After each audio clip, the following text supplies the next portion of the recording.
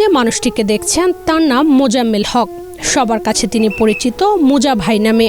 শরীরে বাসা বেঁধেছে ব্লাড ক্যান্সার, 2 পায়ে গুরুতর ইনজুরি, ঠিকমতো দাঁড়িয়ে থাকাও কঠিন।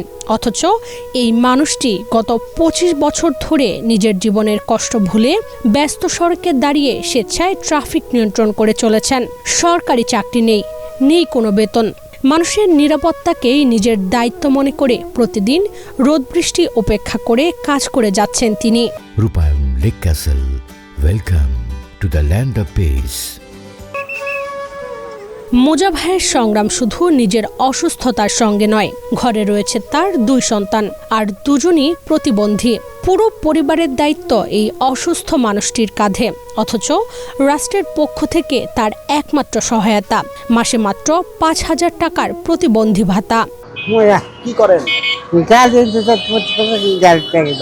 গাড়ি? হ্যাঁ, গাড়ি। হ্যাঁ, কাজ করেন? ভাতা দেয় কত? 5,000। আপনি যে এই কাজ করছেন, কাজের বিনিময়ে দেয়? এই যে কাজ করছেন, হ্যাঁ, দেয় না? ট্রাফিক নিয়ন্ত্রণের এই দায়িত্ব পালনের জন্য কোনো সরকারি সম্মানই পান না তিনি। তবুও প্রতিদিন নির্দিষ্ট সময়ে চলে আসেন আগলা বাসস্ট্যান্ডে, কখনো হাতের ইশারায়, কখনো বাঁশির শব্দে যানবাহন থামান, আবার পথচারীদের নিরাপদে রাস্তা পার করিয়ে দেন। তার এই মানবিক দায়িত্ববোধে মুগ্ধ হয়ে পথচারী, চালক ও স্থানীয়রা যে যা পারেন স্বেচ্ছায় সাহায্যের হাত বাড়িয়ে দেন। সেই সামান্য সহযোগিতাতেই কোনো মতে চলে তার সংসার। ক্যান্সার আছে, আর ওনার এক ছেলে এক মেয়ে আছে, দুজনই প্রতিবন্ধী, আর উনিও প্রতিবন্ধী।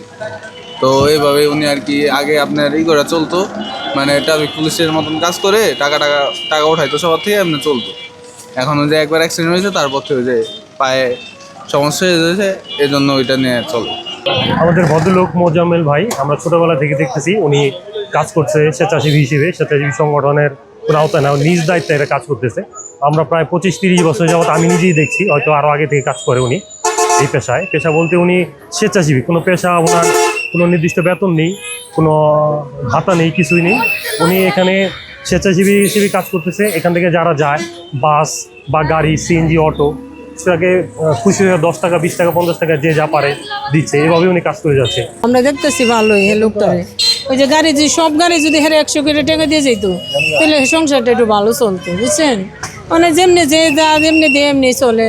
মুখে স্পষ্ট করে কথা বলতে পারেন না মোজা ভাই, কিন্তু দায়িত্ব পালনের সময় তার চোখের ভাষায় যেন সব কথা বলে দেয়। শারীরিক সীমাবদ্ধতা কিংবা অসুস্থতাকে কখনো অজুহাত বানাননি তিনি। মানুষের নিরাপত্তায় যেন তার জীবনের সবচেয়ে বড় দায়িত্ব।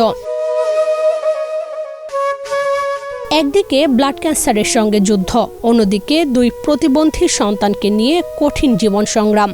তারপরও থেমে নেই মোজা ভাইয়ের মানব সেবা। 25 বছর ধরে বিনা বেতনে মানুষের নিরাপত্তায় কাজ করে যাওয়া এই মানুষটির এখন একটাই প্রত্যাশা, সরকার তার চিকিৎসা ও পরিবারের দায়িত্বে পাশে দাঁড়াক। একই সঙ্গে সমাজের বিত্তবান ও মানবিক মানুষদের প্রতিও তার আবেদন, এই সংগ্রামী মানুষটিকে যেন নতুন করে বাঁচার সুযোগ করে দেওয়া হয়।